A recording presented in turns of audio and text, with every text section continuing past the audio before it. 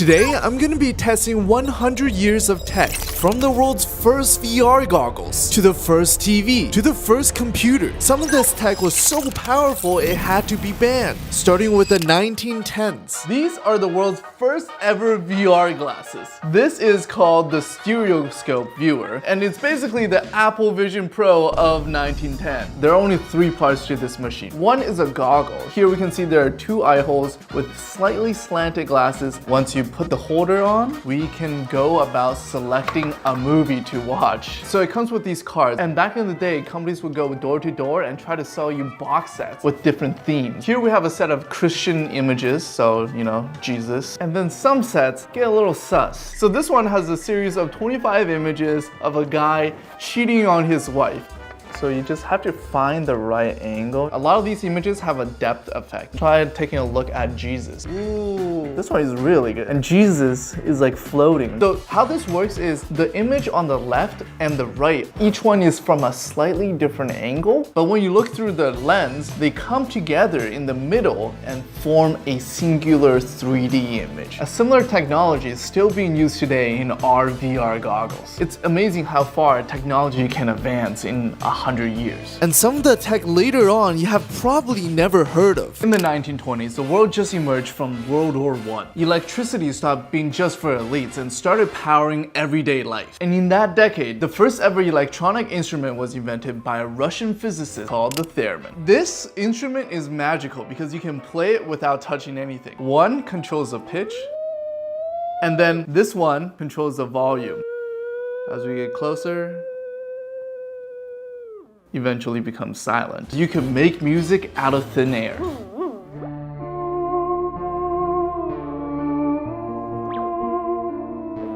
The sci-fi music and sounds you hear from movies comes from this. It's now the 1930s. The world was in a crisis. It's now the Great Depression. Budget was tight, but the one thing that gave people hope was this box right here. Every evening, families and neighbors will gather around this box and silently listen, because this is a tube radio. It was not easy to get this because it's almost 100 years old. I actually don't even know if it still works. Right here is the power button. Ooh, it starts glowing. You see the light? And we need to give it a second for it to heat up. And once it heats up, it should have a green glowing light right there. So the reason why this is called a tube radio is because it's powered by these vacuum tubes at the back. They're like tiny light bulbs that can control the flow of electricity. So the antenna picks up the radio signals, and the vacuum tubes amplify these weak radio waves and turns them into sound. So vacuum tubes are the brains of electronics before microchips were invented. And the first computer used thousands of them grouped together to make calculations. Now we have it on. Let's see what these knobs do, all right? Oh. Here's something. I think that might be the volume right there. Okay, I think this might be changing the radio waves. This last knob should allow us to change the channel. Oh, here's something. Ripping off his shirt, and underneath it said liberal. I don't know. Oh, shoot! And Trump and his best friend J.D. Vance are under. Oh, even though it was a Great Depression, the radio became affordable enough that towards the end of the 1930s, 80% of US households had a radio in their home.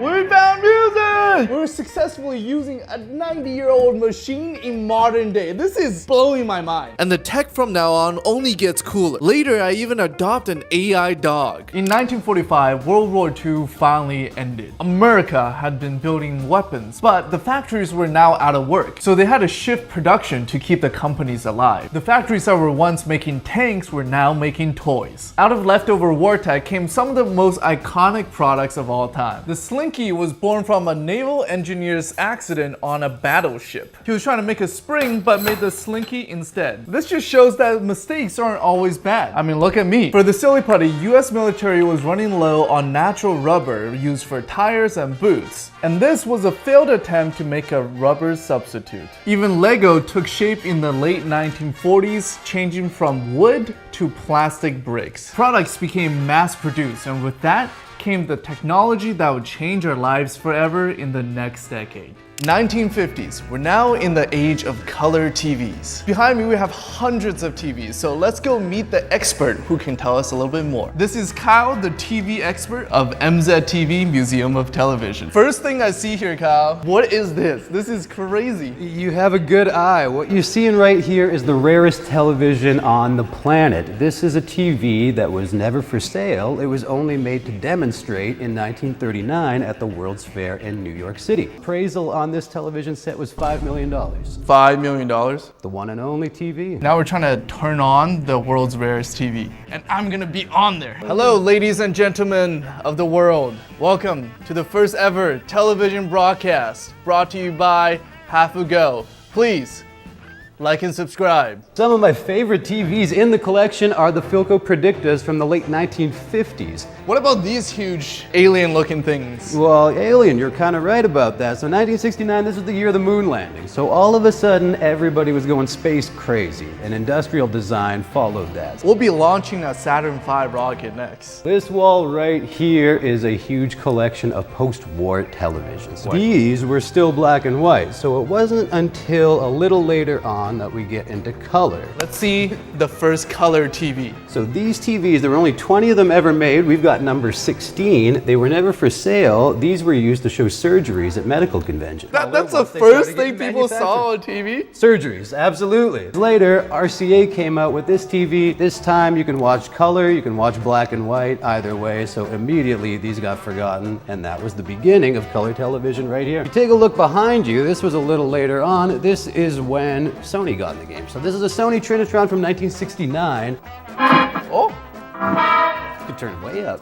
Oh, so much color! Yeah, there's the color. Oh, we got hue and color adjustment. Oh, I'm turning to green. Wow. That's fun. There's so much history to TVs, and it literally changed the way we communicate with each other. Absolutely. All of a sudden, televisions came around. That moon landing in 1969, everybody around the world was watching that together. Talking about the moon landing, that's coming up next. In 1960s, humans stepped foot on the moon for the first time. And this Saturn V rocket is what got us there. In this decade, USA and the Soviets were locked in the fierce space race to become the technology world superpower. Getting to space was an obsession amongst adults and kids. Soviets struck first with the launch of the first satellite. But in 1969, US made history by landing on the moon. The Saturn V rocket stood 363 feet tall. That's over 30 stories high. It weighed over 6 million pounds, which is still not as heavy as your mom. Yet it was still able to travel over 28,000 kilometers an hour to break free from gravity. And we have an exact replica. It doesn't just look like the real thing. This rocket actually flies. If the launch is successful, we'll get to try some astronaut ice cream as well. 10, 9, ignition sequence starts. We have to put the safety pin in, and with the press of this button, the rocket will launch. 3, 2, 1, it's go time! Woo! Whoa! Let's go see our rocket. Still smoking at the bottom. It went up, did a couple backflips, and then dove right down into its death. We didn't make it to the moon, but we can still celebrate with some space ice cream. Oh my gosh, this is, look at that.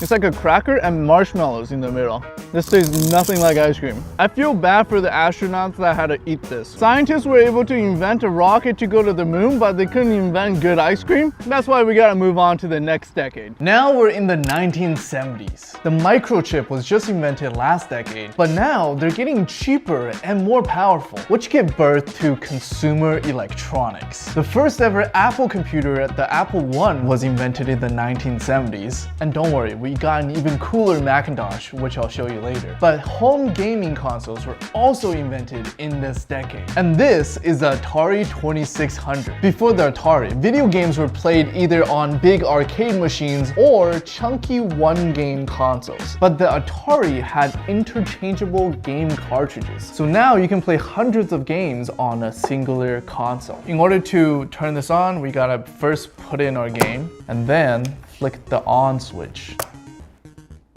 Ooh, it's working! Whoa, okay, just jump straight into it. All right. This is like, I gotta like shoot the alien boss game. I think the graphics are worse than Minecraft. The fun thing about this game cartridge is it's got 10 games on one cartridge, and in order to switch the games, there are literally physical switches at the back that you gotta like input a combination, and you gotta input the right combination to play your game. Let's try Maze Craze. This is a game where you gotta get to the end of the maze, and you can actually plug in another controller to play 2 players and see who can get to the end of the maze first.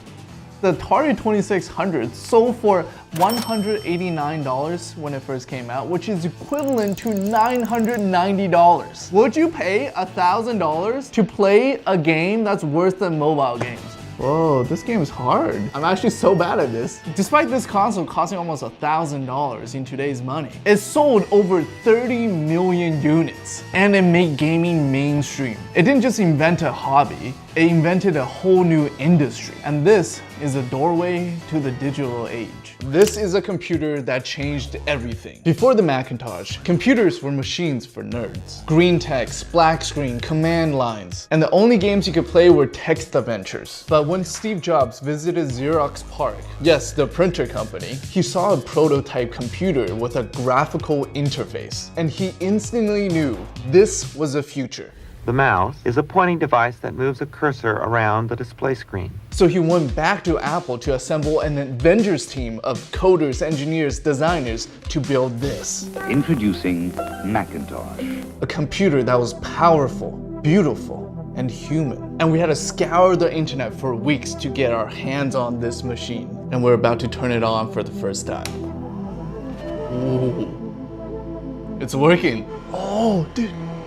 I see the screen. So this icon with the question mark means we have to insert our floppy disk. This is what all the programs were saved onto. Right here is the Macintosh tour. Welcome to your tour of the Macintosh. All right, let's go through it. So practice pointing, move the pointer so it touches each of the numbers in order. Moving a mouse may seem basic today, but back then, this was innovation. People have never interacted with a computer in this way. People had to learn how to interact with the computer. So right here, we go to 3, 4, 5, 6. Number 1, pointing. By moving the mouse, you can point at anything on the screen. Point at the arrow to go on. This tutorial does not exist on any computer today. It's just assumed you know how to use a keyboard and mouse. The desktop. So this is teaching people about the concept of a desktop, because they're literally using a desk and the top of a desk to explain what a desktop means.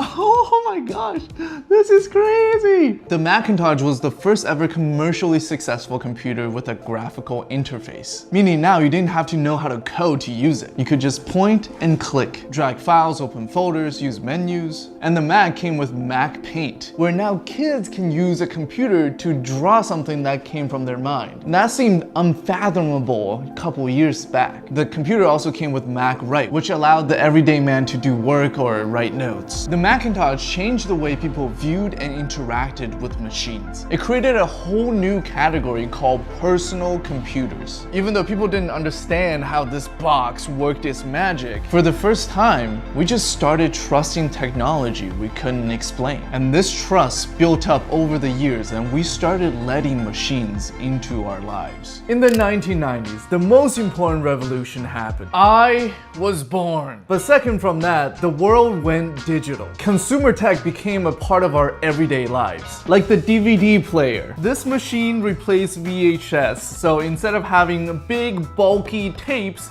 now your movies can come on a slim, thin disc like this. The video quality of DVDs also improved compared to the analog VHS tapes. Whoa, that's some HD stuff. And with the digital age, things became higher quality and more convenient. We got MP3 players, 1,000 songs in your pocket. Or Tamagotchis. No need for physical pets, we got digital ones that can still take a dump in your room and annoy you. Did any of you play with this as a kid? Or the PS1. This was the first gaming console to sell over 100 million units. Almost every home had one. The PS1 compared to the Atari is a completely different experience. First of all, the graphics are 3D now. It's not just tiny little pixels. And the gameplay is now much more complex. This is Crash Bandicoot, one of the most popular and OG PS1 games. This console made gaming cool and the games were much more fun. The 1990s was the first time that tech became a part of our lifestyles. These machines weren't just tools anymore. They were status symbols, personal experiences, and the things that defined culture. Which leads us into the 2000s, where now everything fits into your pocket. An iPod, a phone, and an internet communicator. This is the first ever iPhone. This device defined how we spend hours of our daily lives today. Although phones existed at the time, the iPhone was the first ever touchscreen smartphone. So everything had to be invented, not redesigned, invented. And this week I was reading a book called Creative Selection. It's about Apple's product development process. And I learned this. Apple spent over 6 months just developing the software to type on the iPhone. Why would they waste so much time? It's because no one had typed on a slab of glass before, so all the software had to be intuitive. Back then, phones had styluses or BlackBerry-style physical keyboards. And Apple's own Newton failed partially because of the terrible typing experience. So this time, Apple had to reinvent how people interacted with the phone. They started with oversized buttons with multiple letters crammed onto each key. It felt clunky, slow, wrong. Eventually, they discovered something new, autocorrect, where you no longer had to press the exact key. Now the phone can predict what you're about to type based on common words. That eventually led them back to the QWERTY-style keyboard we see today. Pretty smooth. I mean, there were a couple errors here and there, but this was an innovation. Other decade-defining features include mobile web browsing, voice memos. Hello, what is up? This is a voice memo. Hello, what is up? This is a voice Here's on here a bit of a joke. Also got a camera app. It doesn't have a selfie camera. Fun fact, the volume rocker doesn't work as a camera button yet. So we have to line our fingers up here and take a selfie. Honestly, that's not too bad. Another feature the iPhone pioneered was the inertial scrolling, which is the way we interact with all content today. Everything we take for granted today had to be invented in the 2000s with the first ever iPhone. If you compare that to the latest iPhone we have today, much of the device still looks very similar, and that's how impactful the original iPhone was. As technology gets better, it gets more ingrained into our lives. By the 2010s, we were always plugged in. From the moment we wake up, we were inside the matrix. Your iPhone was always by your side, and social media wasn't just invented, it became our identities. Algorithms started deciding what we watched, what we wanted, and what we paid attention to. And tech companies were desperate to build new ways to integrate into our lives. Enter Google Glass. This was supposed to be the future of AR. Unfortunately, it was $1,500 when it released, and it only had 7 basic features: picture, video, phone calls, text, Google Hangouts, Google Search, and directions. And if you wore this in public, people thought you were creepy because there was a camera here. Or even worse, they called you a glass hole. But the vision for this product was much grander. The ads made it look like you were living your own augmented world layered on top of reality. But it never lived up to its hype because it was too early for its time. And this product now is completely useless because the app is discontinued and you can't even get past the setup screen. So I basically spent $500 for a piece of garbage. Google Glass tried to fuse your body with machine intelligence. It couldn't do it at the time, but that dream is now possible with the next decade. This is my new robot dog. This robot dog has a bunch of cool features that we'll show you right now. We found Just because he was just walking this robot dog for fun. I take my dog on a walk like everybody does. But why? Because why not? Show me what it can do. Oh, so first off, say hi, Bolt. Ooh. Hello, Bolt. Like any dog does, it also stretches Whoa. before it starts to run. And one of the cool things is this one. Ooh. So it shows his heart. It draws a heart pattern right so there. cute. But my favorite is this one. Whoa! Make Are it there do any that. modes where like it can like detect me and like try to interact with me? Oh, absolutely. There's a AI mode that can help you do that, where it can also talk to you. Does it talk in English or does it talk in barks? There's there's multiple language support, and it's all in human languages. Step aside. Step as- Robot dog coming through. Whoa, it's very aggressive. It's a little bit, yeah. Trying to box, bro? Yeah. It's like a kangaroo boxing. Yeah, so it will actively try to hit people if I don't make it stop. Bolt is a much friendlier and playful version of the AI dog. This machine has been pushed beyond simple tricks. Some versions have been modified to carry weapons, shoot flamethrowers, or even transport gear into war zones. As AI grows smarter and shows up in more forms, like humanoid robots, it's no longer just a tool. Whoa! That's the front It becomes a part of our lives. Oh, I'm sorry. That's fine. That's fine. It's still standing. AI is everywhere now. Work, studying, gaming, banking, Web3, crypto. It acts in the background on our behalf. Hey boy. Hey, how you doing? How far away do you think we are from AI being completely conscious? Oh, a little further away. I would say at least a decade. Jump, boy, jump! Oh, let's go! But here's the big question. How do we know AI is making the right decisions? With the advancement of like ChatGPT and all these AI, where it's trying to control us. Like we like are listening to exactly what it's saying and doing what it's saying. How do we know it's playing fair? That's where polyhedra comes in. Using ZKML, zero-knowledge machine learning, polyhedra makes AI behavior provable without leaking sensitive data or exposing systems to hacks. Whether it's in finance, gaming, or decentralized platforms, polyhedra gives us confidence that AI is doing exactly what it claims. If you want to learn more about AI and polyhedra, click the link in the description below for some free resources. And for now, let's enjoy the last moments where AI can still be kept on a leash. Do you want to meet a robot dog? Milo's scared, huh? Our robot dog, Bolt, is having trouble making friends. Ooh, Oh, what happened he there? just died. Bolt, are you okay? Okay, we gotta take Bolt to the vet. Click here to watch me test more science gadgets, and click here to watch a video that YouTube thinks you will love.